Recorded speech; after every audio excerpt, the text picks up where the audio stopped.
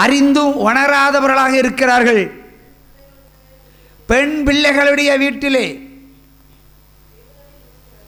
வீட்டில் இருக்கிற பெண் பிள்ளைகளுடைய வீடுகளில் இப்படிப்பட்டவர்கள் நுழைந்து அவர்களை வசப்படுத்திக் கொள்ளுகிறார்கள். வேதவசனம் என்ன சொல்லுகிறார் ஆண்டவர்? இப்படிப்பட்டவர்கள், அதாவது அந்தி கிறிஸ்துக்குரியவர்கள், எப்படி வேதத்தை விதைத்தாலும் அந்த வேதத்தில் உணராதவர்கள், அந்தி கிறிஸ்துவாய் வெள்ளைச்சொல்லையுமாய் நடக்கிறவர்கள், ஆண்கள் இல்லாத வீடுகளில், அது பெண் பிள்ளைகள் இருக்கிற வீடுகளில் நுழைந்து அவர்களை வசியப்படுத்திக் கொள்கிறார்கள் என்று ஆண்டவர் இந்த கள்ள பாட்டிகளிட குற்றம் சொல்கிறார். நிறைய ஊழியக்காரர்கள் பைபிள் எடுத்துட்டு நிறைய வீடு வீடாக போவாங்க இல்லையா? போவாங்களா இல்லையா? போவாங்களா இல்லையா? போவாங்க. உங்கள் மன விருப்பத்தின்படி ஹல்லேலூயா ஸ்தோத்திரம் ஆண்டவரே, கர்த்தாவே ஆசீர்வதி ஆண்டவரே, 1000 மடங்கு ஆசீர்வதி. பாவத்தை விட்டாதான் 1000 மடங்கு, பாவத்தை விடலைன்னா 1000 மடங்கு தண்டனை. இதை சொல்லி தருவானா ஒருத்தன் வீடு வீடாக வந்து சொல்ல மாட்டான். ஏன்னா அடி தான் கிடைக்கும் உங்களுக்கு. அல்லேலூயா. ஆகவே ஆண்கள் இல்லாத நேரம் பார்த்து பெண்கள் இருக்கிற வீடுகளை பார்த்து ஊழியர் செய்கிற கள்ள கூட்டங்கள் உண்டு. எச்சரிக்கையாயிருங்கள்னு சொல்லுகிறார் ஆண்டவர். உற்சமா கையை தட்டுங்க. நான் வேதவசனத்தை தான் சொல்லுகிறேன். இப்படிப்பட்டவர்கள் வேதத்திற்குள்ள போறாங்க, ஆனால் ஆலயங்களும் போகிறாங்க, வீட்டுக்குள்ளே வர்றாங்க. உன் வீட்டில் வர்றான் வச்சு விடுவோம். நீ என்ன பண்ணுவ? ஒரு டீ நல்ல இல்லை ஒரு வாழைப்பழம் கொடுத்துருவேன் இல்லையா? அதை அழகாக உரிச்சு சாப்பிடுவான். அடுத்த கட்டம் இன்னொரு வீட்டுக்கு போவான். அங்கே ஒரு கிளாஸ் பால், பசுமாடு இருக்கும், ஒரு கிளாஸ் பசும்பாலும் அங்கேயும் ஒரு பேரீச்சம்பழம் ஒரு நிறைய ஒரு பாத்திரத்தில் வச்சு 4 பழம். ஏன்னா ஒரு கப்பு தண்ணி குடித்தாலும் அதுக்கிட்ட பலன் உண்டாகும்னு ஆண்டவர் சொன்னனால நீங்கள் நிறையா கொடுக்குறீங்க. அவங்க அப்படி எல்லா வீடுகளையும் தின்னு கொளுத்த தீனி பண்டாரமாக மாறிவிட்டார்கள் இந்த ஊழியக்காரர்கள். நன்மை செய்வதற்கு ஒரு தனக்கும் திராணி இல்லை. கையை தட்டலாம், தின்னலாம் குறிக்கோடு. அதுவும் ஆண்டவரே சொல்லுகிறார். தீத்து 1 அதிகாரம் 16 வசனம் என்ன சொல்லுகிறது? வாசிப்போம். தீத்து 1:16.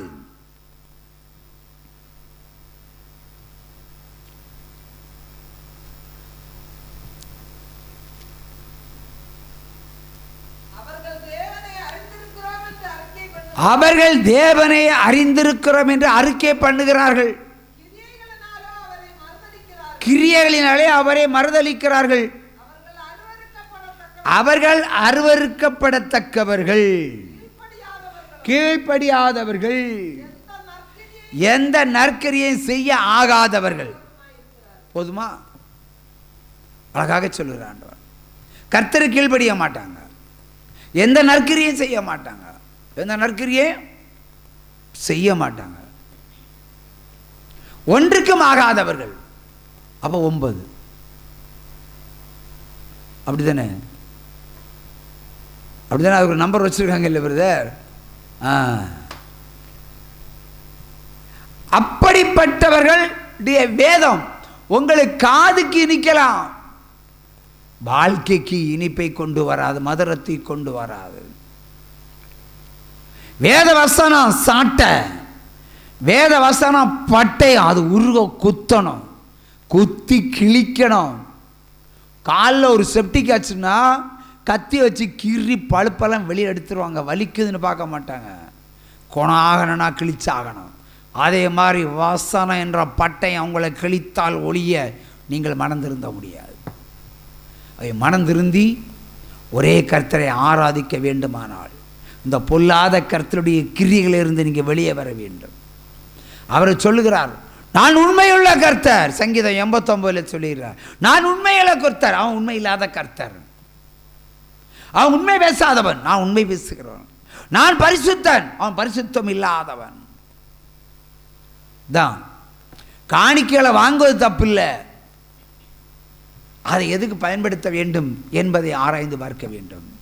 ஆகவே காணிக்கைகளை வசூல் பண்ணுகிற ஒரு ஆராதனை நாளாகவே இந்த ஞாயிற்றுக்கிழமை இருக்கிறது. காணிக்கை கொள்ளைக்காரர்கள், காணிக்கையினால பணக்காரர்கள், காணிக்கையில் பெரிச்சாளிகள். நன்மை செய்கிறேன்னு சொல்லி காசை வாங்கி வாங்கி அவன் பேரில் பட்டா போட்டுருவான். தமிழ்நாட்டில் இருக்கிற அநேக சர்ச்சுகள் இன்றைய அவன் பேரில் பட்டாவாக மாறி விட்டு. இல்லைன்னா சொல்லுங்க, நான் ஆதாரத்தை நான் முடிவு பண்ணுறேன். அப்போ இப்படிப்பட்டவர்கள் வேதத்தை விதைத்து நீங்கள் என்னைக்கு திருந்த போறீங்க?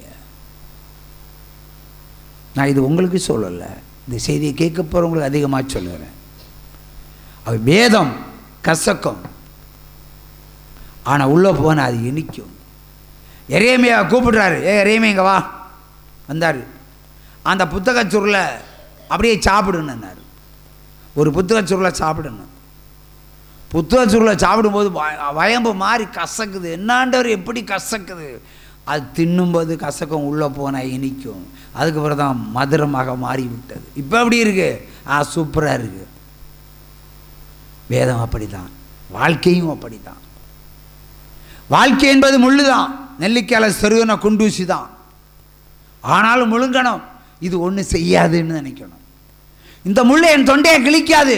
ஐயோ தொண்டையை கிழிக்குமே, நான் எப்படி முழுங்குறேன்னு சொன்னால் உன் வாழ்க்கையில் ஜெயிக்க முடியாது. காற்றை காண்கிறவன், மேகத்தை பார்க்கிறவன் விதைக்க மாட்டான், அறுக்க மாட்டான்.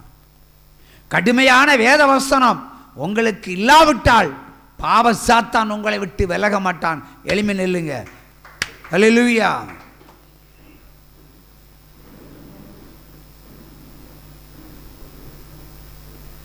வருத்தப்பட்டு பாரம் சுமப்பவரே வருவீர், இயேசுவிடம் இளைப்பாற.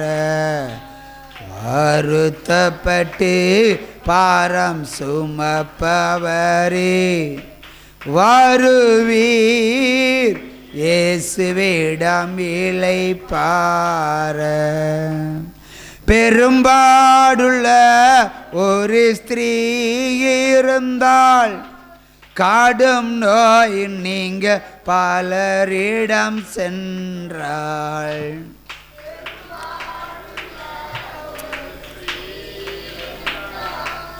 காடும் நோய் நீங்க பலரிடம் சென்றாள்.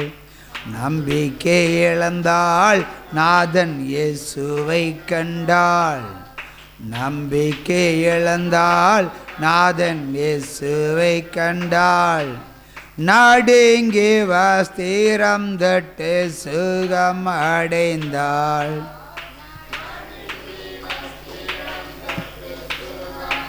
அல்லேலூயா.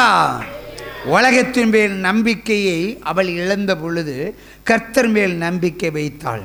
இன்றைக்கு உலகத்தை ஆளுகிற அந்தி கிறிஸ்து மேல் நாம் வைத்திருக்கிற நம்பிக்கையை எரிந்துவிட்டு தொலைத்துவிட்டு கர்த்தர் மேல் நம்பிக்கை வைத்தால் நமக்கும் சுகமும் சமாதானமும் சந்தோஷமும் நிச்சயமாய் உண்டாயிருக்கும். அப்படியே உண்டாகட்டும். ஆமென்.